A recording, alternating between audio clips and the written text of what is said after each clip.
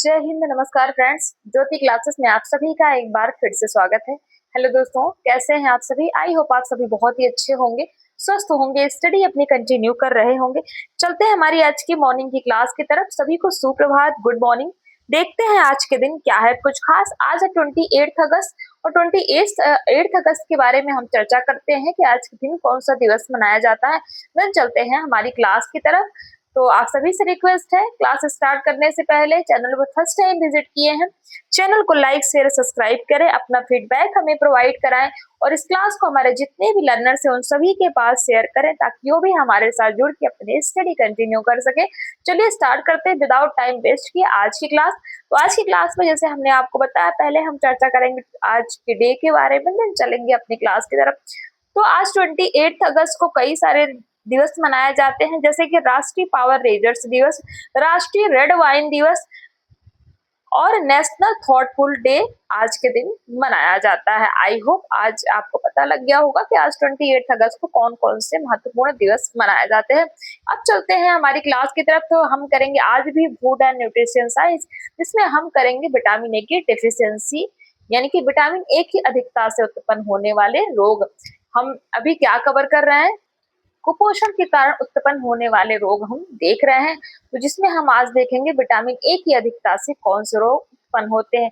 But ये class start करने से पहले प्रीवियस क्लास में हमने क्या पढ़ा था एक बार क्विक रिवीजन कर लेते हैं, क्योंकि आप सभी जानते हैं जब भी हम कुछ नया सीखते हैं हमने प्रीवियस में क्या पढ़ा है, एक बार उसका क्विक रिवीजन करना बहुत ही इंपॉर्टेंट होता है। तभी आप प्रीवियस को और अभी जो आप कर रहे हो दोनों ही पॉइंट्स को आपस में कनेक्ट कर पाएंगे। तो प्रीवियस क्लास में फ्रेंड्स हमने देखा था विटामिन सी की कमी से कौन सा रोग होता है, स्कर्वी नामक रोग होता है और इसके उपचार क्या है, इससे कौन कौन सी बीमारी होती है, ये हमने कवर किया था। फिर हमने देखा था फॉलिक अम्ल की कमी से कौन सा रोग होता है, यानी कि फॉलिक अम्ल की कमी से कौन सा रोग होता है, जैसे कि रक्त अल्पता यानी कि एनीमिया रोग, जीभ पर छाले हो जाना, अवशोषण क्रिया मंद पड़ जाती है, दस्त हो जाना, अमीनो अम्ल के उपापचय में असंतुलन हो जाना, ये सारी किसकी कमी से होता है? फॉलिक अम्ल की कमी से होता है। फिर इसका उपचार देखा था कि फॉलिक अम्ल आप कहाँ से पा सकते हैं। तो भोजन में पर्याप्त मात्रा में अनाज, दालें, शुष्क खमीर एवं हरी पत्तेदार सब्जियां लेने से आप जो है फॉलिक एसिड जिसको हम कहते हैं वो प्राप्त कर सकते हैं। नेक्स्ट हमने डिफिशियंसी देखी थी विटामिन डी की कमी। तो विटामिन डी की कमी से कौन सा रोग होता है, जिसमें हमने देखा था क्या हमने देखा था, इसमें हमने देखा था ऑस्ट्रोमलेशिया और रिकेट्स नामक रोग। तो ऑस्ट्रोमलेशिया जो हमारे एडल्ट्स होते हैं उनको होता है विटामिन डी की कमी से, और रिकेट्स छोटे बच्चों को रिकेट्स नामक रोग हो जाता है। तो रिकेट्स रोग के लक्षण क्या है ये हमने देखे थे कि बच्चों में जब रिकेट्स रोग हो जाता है तो कौन कौन से लक्षण प्रतीत होते हैं। वहीं ऑस्ट्रोमलेशिया जब एडल्ट्स में हो जाता है तो उनमें कौन कौन से लक्षण प्रतीत होते हैं, इन सभी पे हमने चर्चा की थी। नेक्स्ट हमने डिफिशियंसी देखा था नियासिन की कमी देखी थी। नियासिन की कमी से कौन सा रोग होता है? पेलाग्रा नामक रोग होता है, जिसको 3D भी कहा जाता है। 3D का अर्थ क्या होता है? 3D का अर्थ होता है डायरिया, डेर्माटिस और डेमेरिटिया है। तो ये हमने देखा था क्या 3D का अर्थ हमने जाना था। तो ये सारी चीजें हमने जो है प्रीवियस क्लास में कवर की थी। वहीं पे हमने विटामिन डी की अधिकता से भी देखा था कौन सा रोग होता है और साथ ही साथ उसका उपचार कैसे किया जा सकता है। तो ये सारे ही टॉपिक हमने हमारी प्रीवियस क्लास यानी कि स्टडी की जो हमारी क्लास हुई थी इवनिंग में उसमें हमने कवर किया था। आई होप आपका एक बार क्विक रिवीजन हो गया होगा कि प्रीवियस क्लास में हमने क्या पढ़ा था। तो स्टार्ट करते हैं आज की क्लास। जैसा कि हमने बताया कि आज हम करेंगे विटामिन ए की अधिकता से उत्पन्न होने वाले रोग। तो आहार में विटामिन ए की अधिकता से भी व्यक्ति विभिन्न रोगों से ग्रस्त हो जाते हैं। विटामिन ए की अधिकता से उत्पन्न लक्षण देख सकते हैं कि विटामिन ए की अधिकता अगर शरीर में हो जाती है तो कौन कौन से लक्षण प्रतीत होते हैं। पहला, व्यक्ति चिड़चिड़ा हो जाता है यानी कि चिड़चिड़ापन, शारीरिक वृद्धि रुक जाना, हड्डियां मोटी एवं सख्त हो जाती हैं, सिर में दर्द होना, पैरों में पीड़ादायक सूजन, रक्तवास में विटामिन ए की मात्रा बढ़ जाना, फिर पैरों में पीड़ादायक संकुचन होना। तो ये सारे क्या है? विटामिन ए की अधिकता के लक्षण है। इसको ट्रीट कैसे किया जा सकता है, तो इसका उपचार देखते हैं। तो विटामिन ए को लेना बंद कर देने से तुरंत आराम मिलता है, यानी कि जिस भी खाद्य पदार्थ में विटामिन ए पाया जाता है उन सभी को अपने डाइट से लेना बंद कर देना है, तो उससे क्या होता है, उससे आराम मिलता है। कुछ सप्ताह के बाद सभी लक्षण गायब हो जाते हैं, सिंपल सा। नंबर 5 है खनिज लवणों की कमी से उत्पन्न होने वाले रोग यानी कि diseases due to lack of minerals.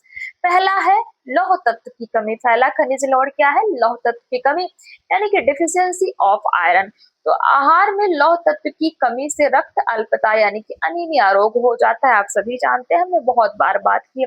इस रोग के शिकार गर्भवती माताएं, धात्री माताएं, शिशु तथा स्कूल पूर्व बालक यानी कि विद्यालय पूर्व जो बच्चे होते हैं वो होते हैं मैक्सिमम। देश की अधिकांश जनता विशेषकर 70% बालक इस रोग से पीड़ित होते हैं। इसका मुख्य कारण है शरीर में लौह तत्व एवं फॉलिक अम्ल की कमी का होना। लौह तत्व हीमोग्लोबिन के निर्माण के लिए आवश्यक होता है। लोहे के अभाव में हीमोग्लोबिन का निर्माण नहीं हो पाता। रक्त अल्पता के लक्षण क्या है, जीभ में छाले, भूख में कमी, कमजोरी, थकान एवं आलस्य की अनुभूति, रक्त में लाल रक्त कणिकाओं यानी कि आरबीसी में कमी, त्वचा का पीला हो जाना तथा नाखून का आकार चम्मच जैसा दिखना, रक्त में हीमोग्लोबिन की मात्रा कम होना, सीरम में लोहे की मात्रा कम होना, सिर दर्द एवं चक्कर आना, काम में मन न लगना तथा एकाग्रता का अभाव। ये सारे ही लक्षण दिखते हैं कब, जब शरीर में आयरन डिफिशियंसी यानी कि लौह तत्व की कमी हो जाती है। नेक्स्ट हम डिफिशियंसी देखेंगे आयोडीन की कमी यानी कि डिफिशियंसी ऑफ आयोडीन। आहार में आयोडीन की कमी से गौटर, जिसे घेंघा रोग या गलकंड भी कहा जाता है, वो रोग हो जाता है। ध्यान दीजिएगा, आयोडीन की कमी से कौन सा रोग होता है, गौटर जिसे हम घेंघा कहते हैं तो या गलकंड भी कहते हैं, वो रोग हो जाता है। आयोडीन की अभाव में थायराइड ग्रंथियों यानी कि थायराइड ग्लैंड से स्रावित रक्त थायरोक्सिन अधिक मात्रा में बनने लगती है, जिससे थायराइड ग्रंथियां फूलने लगती हैं। इसके लक्षण क्या है, भूख कम लगना, रक्त की क्रियाशीलता में कमी, गर्भावस्था में आयोडीन की कमी से गर्भस्थ शिशु का मानसिक एवं शारीरिक विकास प्रभावित होना, बौनापन, क्रेटिनिज्म विकसित करना, मांसपेशियों का कमजोर होना, मानसिक विकास अवरुद्ध होना यानी कि मानसिक विकास रुक जाना। ये सारे ही लक्षण प्रतीत होते हैं कब, जब शरीर में आयोडीन की डिफिशियंसी हो जाती है। आई होप ये आपको समझ में आया होगा। अब इसका उपचार देख लेते हैं, क्या है आयोडीन का। तो आयोडीन युक्त नमक या पोटेशियम आयोडीन लेने से यह बीमारी कुछ ही दिनों में ठीक हो जाती है। तीसरा जो हमारा डिफिशियंसी है कैल्शियम की कमी यानी कि डिफिशियंसी ऑफ कैल्शियम। भोजन में पर्याप्त मात्रा में कैल्शियम न लेने से अस्थि एवं दांत संबंधी विकार उत्पन्न हो जाते हैं। यदि आहार द्वारा कैल्शियम की पूर्ति लंबे समय तक नहीं हो पाती है तो हड्डियों का विकास अवरुद्ध हो जाता है, मुंह पर सफेद दाग दिखाई देते हैं, नाखून पर सफेद धब्बे दिखाई देते हैं। कैल्शियम की कमी से बालकों में रिकेट्स, बड़ों में अस्थि मृदुलता तथा वृद्धों में अस्थि भंगुरता हो जाता है। रिकेट्स तथा अस्थि मृदुलता का संक्षिप्त वर्णन हम पहले पढ़ चुके हैं। ऑस्टियोपोरोसिस ऑस्टियोपोरोसिस अक्सर यह रोग वृद्धावस्था यानी कि ओल्ड एज में होता है। ध्यान दीजिएगा, ऑस्टियोपोरोसिस कब होता है, ओल्ड एज में ये रोग ज्यादातर होता है। और किसकी कमी से होता है, हम पढ़ रहे हैं ना, कैल्शियम की डिफिशियंसी से होता है। उम्र बढ़ने के साथ ही पुरानी हड्डियां घिसनी शुरू हो जाती हैं, परंतु उसके स्थान पर नई हड्डियों का निर्माण नहीं हो पाता। परिणामतः हड्डियां भंगुर हो जाती यानी कि टूट जाती हैं। उनमें खनिजीकरण यानी कि मिनरलाइजेशन की क्रिया नहीं हो पाती, जिसके कारण वे कम गाढ़ी यानी कि लेस डेंस तथा नाजुक बन जाती हैं। इस स्थिति को ही अस्थि भंगुर या ऑस्टियोपोरोसिया कहते हैं। यह रोग अधिकांशतः महिलाओं में पाया जाता है। रजोनिवृत्ति यानी कि मेनोपॉज के बाद हार्मोन्स के असंतुलन के कारण भी ऑस्टियोपोरोसिस हो जाता है। जब लेडीजों का मेनोपॉज यानी कि जब पीरियड आना बंद हो जाता है, उसको मेनोपॉज की सिचुएशन कहते हैं, तब जाकर के ये रोग अधिकतर होता है। विभिन्न भोज्य पदार्थों में जैसे दूध, दही, हरी पत्तेदार सब्जियां, मछली, छिलके रहित रागी आदि कैल्शियम प्राप्ति के उत्तम साधन है, अतः इनका प्रयोग आहार में अवश्य किया जाना चाहिए। निवारण एवं रोकथाम के उपाय यानी कि measures of prevention and control. कुपोषण को रोकने के लिए भारत सरकार ने समय समय पर कई कार्यक्रम चलाए जो बहुत हद तक कुपोषण को रोकने में मदद कर रहे हैं। इन कार्यक्रमों का विस्तृत विवरण देख लेते हैं। तो कौन पहला है, विटामिन ए की कमी से होने वाले अंधेपन को दूर करने का राष्ट्रीय कार्यक्रम, यानी कि national programme for prevention of blindness due to vitamin A deficiency.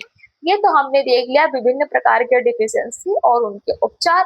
अब देखते हैं कुपोषण रोकने के कौन कौन से भारत सरकार ने जो है कार्यक्रम चलाए हैं उनके बारे में पढ़ते हैं। तो देखते हैं, पहला है हमारा विटामिन ए की कमी से होने वाले अंधेपन को दूर करने का राष्ट्रीय कार्यक्रम। तो बालकों में विटामिन ए की कमी से आंखों के रोग हो जाते हैं। प्रारंभ में उन्हें रतौंधी होती है, बाद में आंखों का कॉर्निया तथा कंजक्टिवा भाग सूजकर मोटा हो जाता है, बिटौट के धब्बे हो जाते हैं, आंखों के कॉर्निया भाग में जीवाणुओं का संक्रमण होने से घाव हो जाता है।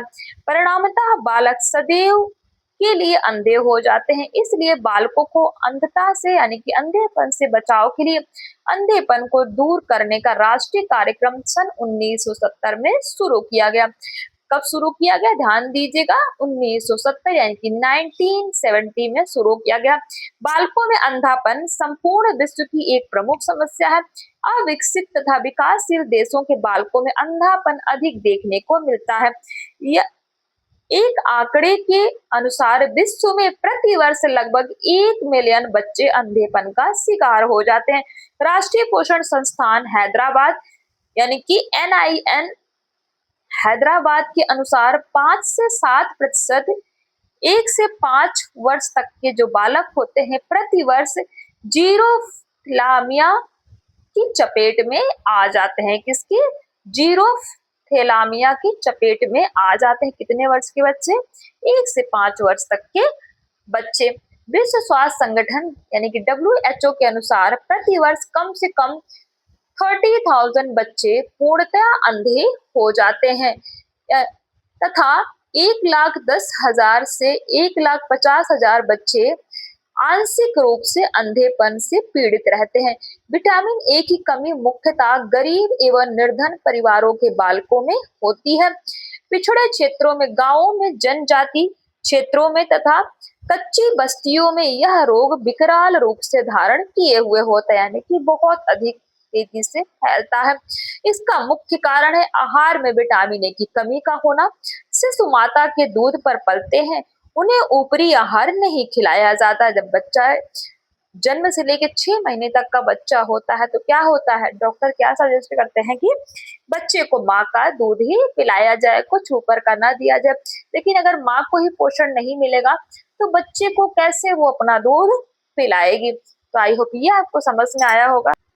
माता के आहार में भी विटामिन ए की काफी कमी होती है तथा बालकों में इस विटामिन की भारी कमी हो जाती है। इसके अतिरिक्त शिशु नाजुक होते हैं, उन्हें प्रोटीन कैलोरी की भारी कमी हो जाती है, हमने देख लिया। इसके अतिरिक्त शिशु नाजुक होते हैं, उन्हें प्रोटीन कैलोरी कुपोषण भी हो जाता है, जिसके बारे में हमने प्रीवियस में पढ़ रखा है कि प्रोटीन कैलोरी कुपोषण क्या होता है, जिसके कारण वे दस्त, अतिसार, बुखार, खसरा, त्वचा की बीमारियां आदि अनेक रोगों से ग्रस्त हो जाते हैं, जिसके कारण वे न केवल अंधेपन का शिकार होते हैं बल्कि उनके शरीर पर अनेक रोगों का कब्जा हो जाता है।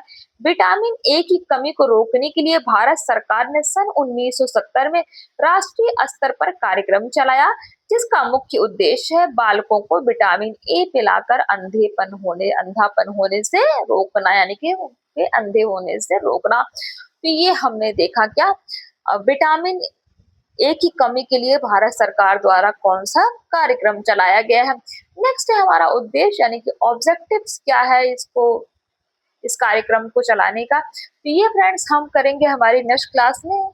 आज की क्लास को यहीं तक करते हैं, नहीं तो क्लास काफी बड़ी हो जाएगी। बट एक बार क्लास कंप्लीट करने से पहले आपको मैं रिवाइज करा दूं कि हमने आज क्या पढ़ा। आज की क्लास में हमने कवर किया विटामिन ए की अधिकता से उत्पन्न होने वाले रोग। विटामिन ए की अधिकता से उत्पन्न होने वाले रोग कौन से हैं उसके बारे में हमने जाना और उनके लक्षण हमने देखे और उसका उपचार साथ ही साथ हमने देखा। फिर खनिज लौड़ों की कमी से यानी कि डिफिशियंसी ऑफ आयरन हमने देखा, इनके लक्षण देखे कि अगर आयरन की डिफिशियंसी हो जाती है तो कौन कौन से लक्षण प्रतीत होते हैं। आयोडीन की डिफिशियंसी हमने देखा, उसके लक्षण हमने देखे। देन आयोडीन की को कैसे इसका उपचार किया जा सकता है इसके बारे में हमने पढ़ा। निवारण एवं रोकथाम, फिर हमने इन डिफिशियंसी के बाद देखा कि जो भी कुपोषण होता है उसका निवारण एवं रोकथाम के लिए कौन कौन से कार्यक्रम चलाए गए हैं। इसमें हमने पहला ही कवर किया विटामिन ए की कमी से होने वाले अंधेपन को दूर करने का राष्ट्रीय कार्यक्रम national programme for prevention of blindness due to vitamin A deficiency, इसके बारे में हमने पढ़ा। तो आज की क्लास में हमने यहीं तक कवर किया है। आई होप आज की क्लास आपको समझ में आई होगी, कॉन्सेप्ट आपके क्लियर हुए होंगे। फिर भी कहीं कोई डाउट रह जाता है किसी वर्ड में, किसी सेंटेंस में, तो आप कमेंट के माध्यम से पूछ सकते हैं। आपको हर एक प्रॉब्लम का सोल्यूशन प्रोवाइड कराया जाएगा। तो अपना फीडबैक हमें प्रोवाइड कराइए, बताइए क्लास कैसी लगी, और मिलते हैं हमारी नेक्स्ट क्लास में। तब तक के लिए जय हिंद, नमस्कार। हंसते रहिए, मुस्कुराते रहिए, दूसरे की हेल्प करते रहिए। धन्यवाद।